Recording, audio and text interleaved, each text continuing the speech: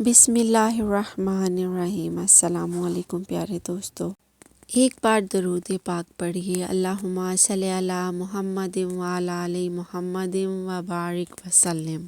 درود شریف خود بھی پڑھیے اور دوسروں کو بھی اس کی دعوت دیجیے۔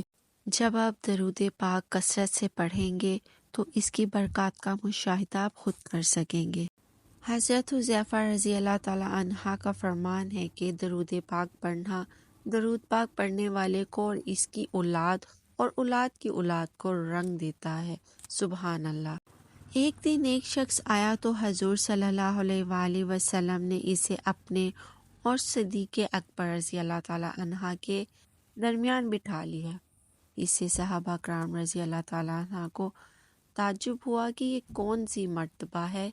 جب وہ چلا گیا تو سرکار صلی اللہ علیہ وآلہ وسلم نے فرمایا، یہ جب مجھ پر درود پاک پڑھتا ہے تو یوں پڑھتا ہے: قرب مصطفیٰ صلی اللہ تعالی علیہ وآلہ وسلم، اللہم صلی علی محمد کما تحب و ترضی۔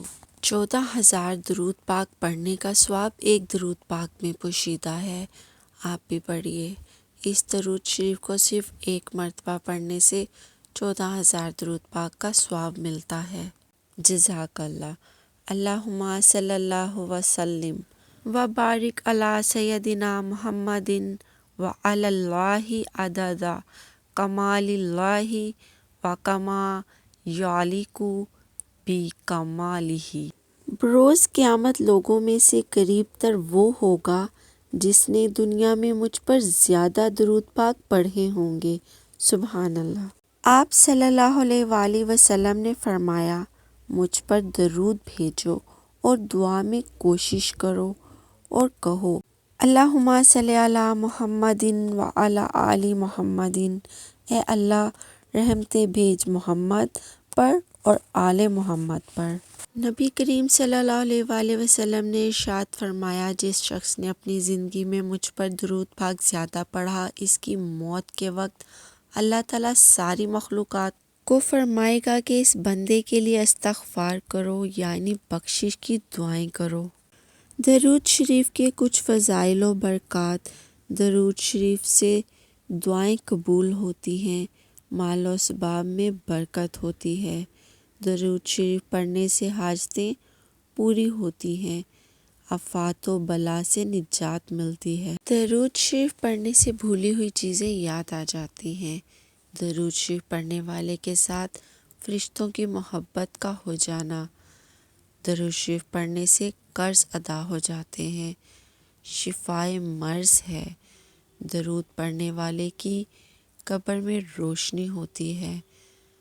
پل صراط سے ثابت قدم گزر جانا درود پاک کی برکات میں ہی ہے۔ درود پاک کو بکثرت پڑھنا اپنی عادت بنا لیجیے۔ جس تعداد میں بھی پڑھیں گے اس میں ایک راز پوشیدہ ہے۔ اللہم صلی علی سیدنا محمد وعلی آلہ وسلم۔ درود شریف کی تعداد کی مثال ایسے ہے جیسے کہ ایک پھول کی پتیاں، جتنی زیادہ پتیاں ہوں گی اتنا ہی پھول خوشنما، دلکش اور دل فریب ہوگا۔ پھول کی تمام پتیاں مل کر ایک خوبصورت خوشبو پیدا کریں گی۔ اسی طرح ہر درود شریف کی اپنی خوشبو ہے۔ جتنا درود شریف کی تعداد میں اضافہ ہوگا اتنا ہی زیادہ خوشبو ہوگی۔ اب یہ آپ پر منحصر ہے کہ آپ نبی کریم صلی اللہ علیہ وآلہ وسلم کی بارگاہ اقدس میں ایک پھول بھیجتے ہیں یا کروڑوں پھولوں پر مشتمل لاکھوں گلدستے۔ سبحان اللہ۔ جزاک اللہ۔